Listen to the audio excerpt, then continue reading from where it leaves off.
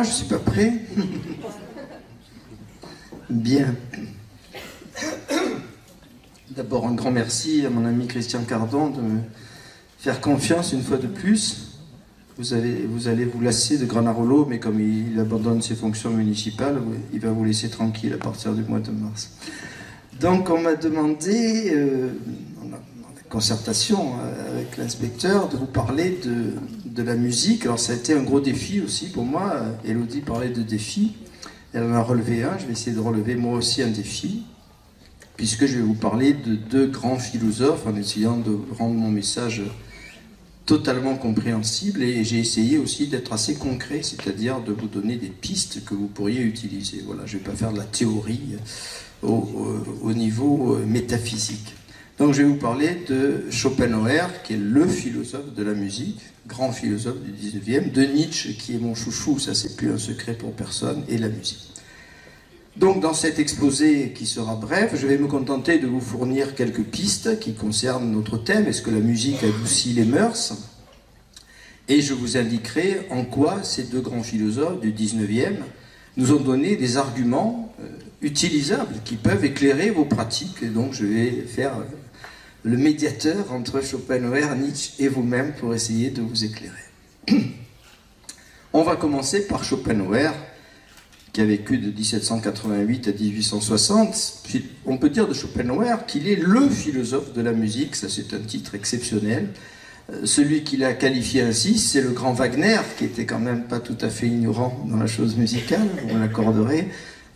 Wagner avait une admiration sans borne. Schopenhauer a été très méconnu de son vivant.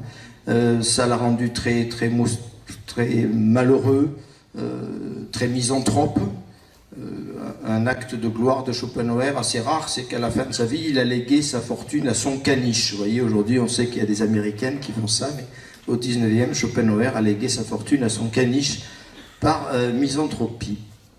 Donc la philosophie de Schopenhauer, c'est une rencontre entre, d'une part, la philosophie de Kant du XVIIIe siècle. Alors je vais être très simple. L'idée de Kant, c'est que c'est nous qui construisons ce que Kant appelle les phénomènes, c'est-à-dire les images. Cette salle que vous voyez en ce moment, avec ses couleurs, ses sons, tout ce que vous apportent vos cinq sens, ça n'est pas une réalité en soi. C'est quelque chose que vous construisez avec vos structures mentales, avec votre cerveau, avec votre corps. Nietzsche reprendra cette thèse. Donc Schopenhauer, c'est la rencontre entre Kant et le bouddhisme. Le bouddhisme, on ignorait tout du bouddhisme au début du 19e, et puis les grands textes commencent à arriver en Angleterre, traduits en anglais. Et vous savez tous, parce qu'aujourd'hui le bouddhisme s'est vulgarisé, que dans la philosophie ou la sagesse bouddhiste, le monde des images est comme un rêve, il n'a pas de vraie réalité. Pour rejoindre la vraie réalité, vous le savez, il faut fermer les yeux, se mettre dans la position du lotus, méditer, et aller chercher au fond de soi quelque chose qui est beaucoup plus réel que tout ce que nous voyons et que nous entendons, qui n'a pas de vraie consistance. Donc c'est ça Schopenhauer, c'est la rencontre, c'est une sorte de Kant dramatisé par le bouddhisme. Donc qu'est-ce qu'on a chez Schopenhauer? On a d'une part une condamnation sans appel du monde sensible. Il faut se détacher du monde sensible. C'est la leçon qu'il retire du bouddhisme et un petit peu de Kant également. Pourquoi faut-il se détacher du monde qu'on va appeler le monde sensible? Ça c'est une expression de Platon, le monde sensible, ou le monde phénoménal, bon peu importe les mots. Je ne vais pas vous abreuver de mots aujourd'hui. J'essaierai de vous abreuver un tout petit peu d'idées. Le monde sensible, il faut s'en débarrasser d'une certaine manière, s'en détacher, parce que c'est un monde tragique. Le monde sensible, c'est le monde de l'éphémère. C'est le monde dans lequel les choses apparaissent pour disparaître aussitôt après, rien n'est stable, tout bouge, tout fout le camp, passez-moi l'expression. Au fond, le monde sensible, en définitive, c'est le monde de la mort, puisque tout disparaît sans cesse jusqu'à la disparition finale. Autrement dit, pour rattacher cela à notre thème, le monde sensible, c'est le monde de la violence. Le monde sensible n'est que violence. Violence dans la nature, entre les animaux qui se dévorent les uns les autres, violence entre les humains qui chacun essaye de prendre le dessus sur les semblables. Alors, je vous fais remarquer au passage qu'il y a une remarquable actualité de Schopenhauer. Élodie évoquait les écrans dont vous avez parlé dans vos tables rondes. Il y a une remarquable actualité de Schopenhauer. Nous n'avons jamais été aussi noyés dans les images, dans les apparences, qu'aujourd'hui. En particulier les images que l'on nous transmet de la violence du monde. Nos enfants sont confrontés, comme chacun d'entre nous, par le biais des écrans, hein, aux catastrophes écologiques en temps réel, Fukushima, aux attentats meurtriers, le Bataclan, les Twin Towers, aux agressions en tout genre, aux guerres qui ont lieu partout sur la planète. Donc le spectacle de la violence, il est omniprésent, il n'a jamais été autant omniprésent. Et comme si cela ne suffisait pas, comme si cette violence de la réalité, entre guillemets, n'était pas suffisante, on en rajoute en bombardant les cervelles de nos enfants avec les images d'un monde virtuel encore plus violent. Je fais bien entendu allusion ici aux jeux vidéo qui les accaparent de plus en plus. J'ai appris avec une immense tristesse en allant assister à un stage littéraire à Paris qu'il y a 8 ans, la dépense culturelle numéro 1 en France c'était le livre. Et bien maintenant, la dépense culturelle numéro 1, c'est le jeu vidéo, et j'ai sorti mon mouchoir en apprenant cette triste nouvelle. Jamais il n'a été autant nécessaire d'apprendre à nos enfants à se détacher des images, à prendre du recul. Et c'est pas simple par rapport à ce monde terrifiant des apparences. Alors pour Schopenhauer, le salut, on va employer un langage quasiment religieux, ne peut se trouver qu'au-delà des apparences, des images, de la représentation. Alors il y a 3 voies, bon je laisse tomber les 2 premières, elles nous mèneraient dans d'autres directions, soit la pitié, la compassion, thème oriental, soit la métaphysique, comprendre ce qu'est la réalité en son fond, laissons tomber ces 2 voies. Il y a une 3e voie de salut, et Schopenhauer la porte vraiment avec beaucoup de force, c'est la musique. Pourquoi la musique? Parce que la musique est un art différent de tous les autres. Vous croyez peut-être, vous avez cru, si vous n'avez pas lu Schopenhauer, qu'il y a peut-être un 6e art, un 7e art, un 5e art. Non. Il y a 2 arts. Il y a d'un côté la musique et de l'autre tous les autres arts. Schopenhauer découvre ce que j'appellerais l'œuvre de Christophe Colomb de la musique. Tous les arts s'adressent à la vue. Hein, tous.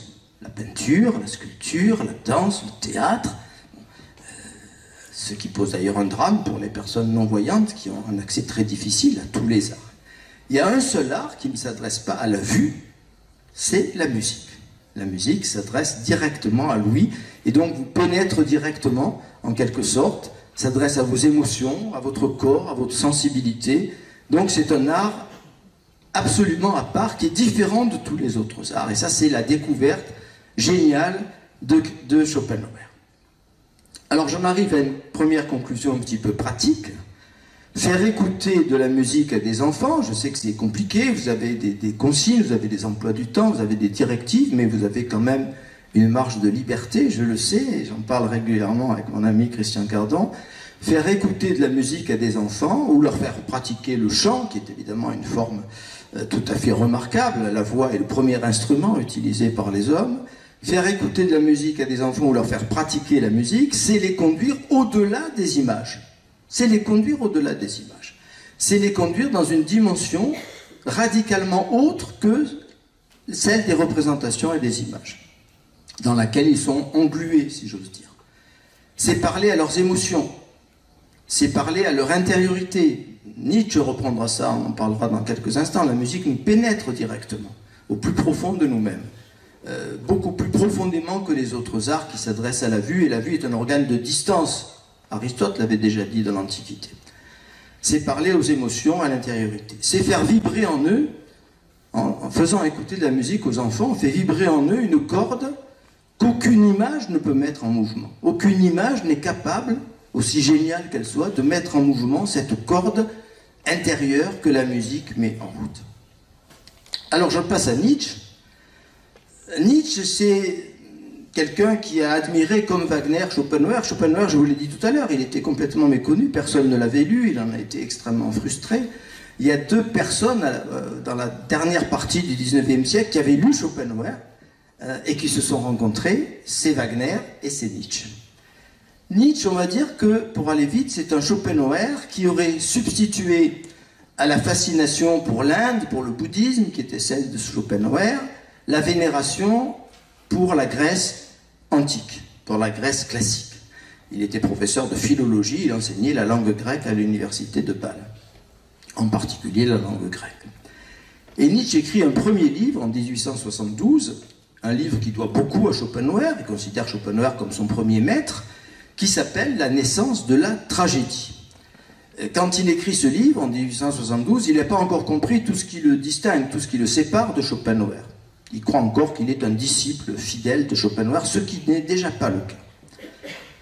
Alors, quelques mots sur cette naissance de la tragédie les plus simples possibles. Nietzsche fait à son tour, comme Schopenhauer l'avait fait, une découverte géniale qui est un peu l'œuvre de Christophe Colomb, là, de la tragédie cette fois, et non plus de la musique. Nietzsche est le premier à mettre l'accent sur le fait que la tragédie grecque est composée de deux plans fondamentalement différents. Il y a une scène théâtrale sur laquelle des personnages évoluent. Ça se passe très mal, hein, c'est des histoires épouvantables. Tout le monde connaît l'histoire d'Oedipe, reprise ensuite par Sigmund Freud. Hein.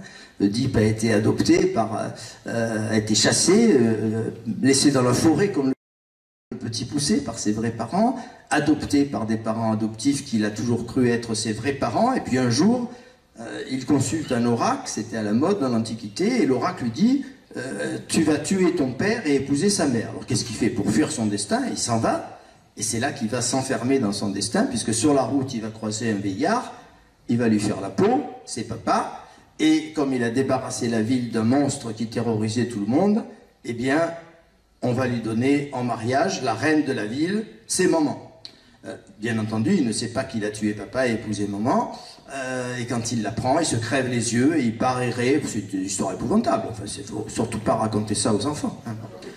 Donc, dans la scène, trop tard, bon, sur une scène tragique, vous avez donc dans le théâtre tragique, et c'était essentiel, c'était une pièce essentielle de la civilisation grecque. Les Grecs allaient au théâtre 3, 4, 5 fois par an, c'était des grandes fêtes collectives. Bien. Donc vous avez cette scène que Nietzsche dit, elle est sous le signe d'Apollon, c'est les images, c'est le rêve, c'est bon, des personnages. Mais au fond, et ce que Nietzsche est presque le premier à redécouvrir, il y a le cœur. Et le cœur ne parle pas, le cœur chante. Si vous lisez évidemment la tragédie d'Oedipe dans Collection de poche ou dans la Pléiade, vous avez les paroles du cœur. Personne ne vous dit que le cœur chante. C'est une comédie musicale. Le cœur chante. Et c'est très très important que le cœur chante. Donc quelle est l'idée de Nietzsche? C'est qu'il répond à une énigme que personne n'avait résolue avant lui. Pourquoi les Grecs, qui sont un peuple optimiste, tout le démontre, un peuple qui aime la vie, qui aime la nature, qui aime le printemps, la sexualité, le vin, etc., et j'en passe, qu'est-ce que les Grecs allaient faire au théâtre, voir ces histoires épouvantables d'un Oedipe qui tue papa, épouse maman, se crève les yeux?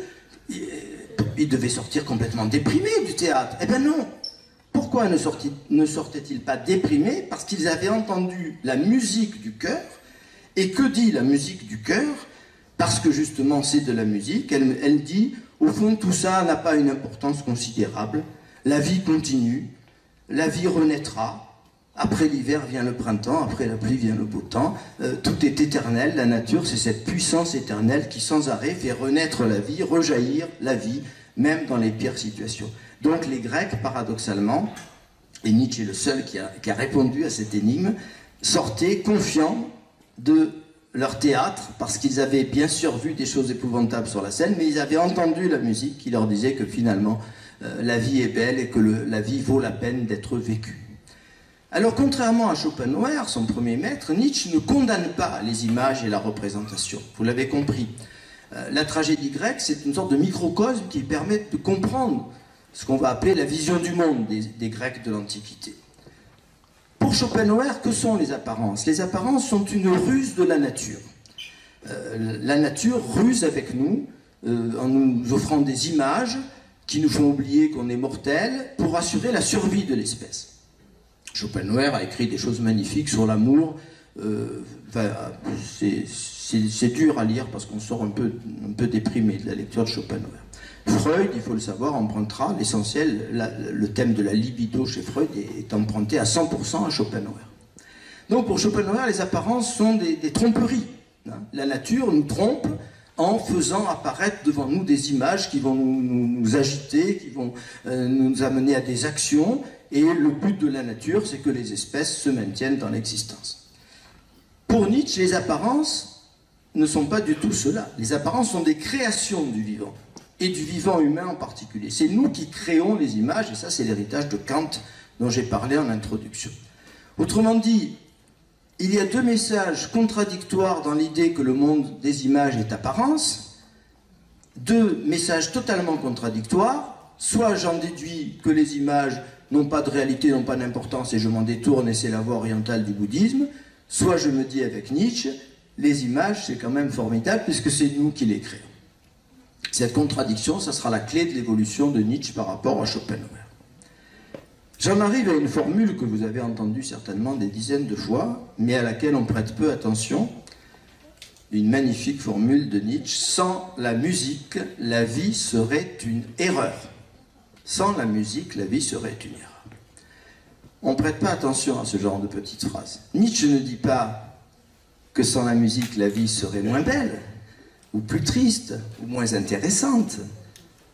Il dit une erreur. Le mot est très fort, et le mot français traduit bien le mot allemand qui dit la même chose. Qu'est-ce que c'est qu'une erreur? Ben, vous qui êtes dans vos classes, vous le savez. Qu'est-ce que c'est une erreur? C'est une faute d'orthographe, une faute de calcul. J'ai presque envie de dire, puisqu'on parle de musique, c'est une fausse note. Sans la musique, la vie serait une fausse note au sein de la nature. Autrement dit, contrairement à ce qu'on pense naïvement bien souvent, et c'est vrai qu'il y a un certain nombre d'éléments qui nous poussent dans cette direction, la musique n'est pas une imitation de la réalité. Alors je sais bien qu'on a tous des exemples en tête, on a le printemps de Vivaldi, où on croit entendre les petits oiseaux, on a la mer de Debussy, on croit entendre les vagues, et j'en passe. Non, ça n'est pas la musique, c'est anecdotique, c'est accidentel. La musique n'imite en rien la réalité. C'est le contraire. La musique produit des images. Vous savez peut-être, ou vous ne savez pas, que la plupart des romanciers écrivent en écoutant de la musique. Et tous nous disent que la musique développe leur imaginaire, leur ouvre des pistes qui jamais ne s'ouvriraient sans cette musique. La musique ne calque pas les images, elle engendre des images. Et du même coup, j'en viens à quelque chose de très concret. Pourquoi ne pas faire cet exercice à vos enfants, leur demander ce qu'ils voient en écoutant telle ou telle belle pièce musicale? Je dis bien telle ou telle pièce musicale. Vos enfants n'ont pas besoin de vous pour écouter du rap, mais ils ont besoin de vous pour écouter du Bach, du Beethoven, du Debussy. Il y a des petites pièces merveilleuses qui durent 5 minutes, ça vous prend pas la journée. Et croyez-moi, j'ai jamais vu un enfant être indifférent devant l'écoute de ces pièces musicales magistrales. Donc, faites écouter de la musique à vos enfants et demandez-leur ce qu'ils voient, ce qu'ils ressentent en écoutant cette musique. Demandez même à vos enfants de dessiner ce qu'ils voient et ce qu'ils pensent en écoutant de la musique. C'est un exercice extraordinaire et c'est un exercice qui vous permettra de vérifier la thèse que j'ai défendue: la musique produit des images. Alors je conclus, puisque le temps m'est compté et que Christian Cardon m'a donné des consignes draconiennes que je respecte, je conclus. Il y a un dernier élément que je n'ai pas le temps de développer dans le temps qui m'est imparti, c'est que la musique, dont j'ai dit qu'elle était créatrice des images, elle est aussi créatrice de beauté. La musique crée de la beauté, plus à mon avis que tous les autres arts. Peut-être que Schopenhauer et Nietzsche m'ont déformé le cerveau, mais je pense profondément que la musique est vraiment créatrice de beauté. Faire écouter de la musique aux enfants, c'est les mettre en contact avec cette beauté. C'est les mettre en contact avec... Et c'est votre responsabilité, parce que malheureusement, ils ont peu l'occasion, très certainement, chez eux, dans leur foyer, d'être confrontés à ces belles pièces musicales dont je parlais, sauf ceux qui vont peut-être au conservatoire. Et donc je conclurai mon propos sur la beauté avec 3 phrases de quelqu'un qui est mon chouchou depuis très longtemps, moins que Nietzsche, mais quand même, c'est Nicolas Hulot. Comme tous les gens qui atteignent le star system, beaucoup l'ont décrié. Moi je trouve que c'est un homme admirable, j'ai la chance d'échanger avec lui, de temps en temps. Je vous cite 3 phrases de Nicolas Hulot dans un livre superbe qui date de 2013, 6 ans déjà, Plus haut que mes rêves. C'est un livre magnifique. Je vous cite 3 phrases. L'émerveillement est un premier pas vers le respect. S'émerveiller, c'est commencer à respecter. Nous avons utilisé la beauté comme une arme, deuxième citation du livre. Et la troisième, un peu triste, un peu nostalgique peut-être, qui est une sorte d'aveu de demi-échec. Je pensais par l'intermédiaire de la beauté pouvoir recréer un lien affectif avec la planète, la nature, les animaux et les peuples. Je pensais. Sous-entendu, peut-être que maintenant, je n'ai plus cette conviction. Donc, n'hésitez pas, et ce sera mon dernier mot, n'hésitez pas à introduire la beauté dans vos classes en ouvrant les enfants qui vous sont confiés à la beauté irremplaçable de la musique. Merci pour votre remarquable attention.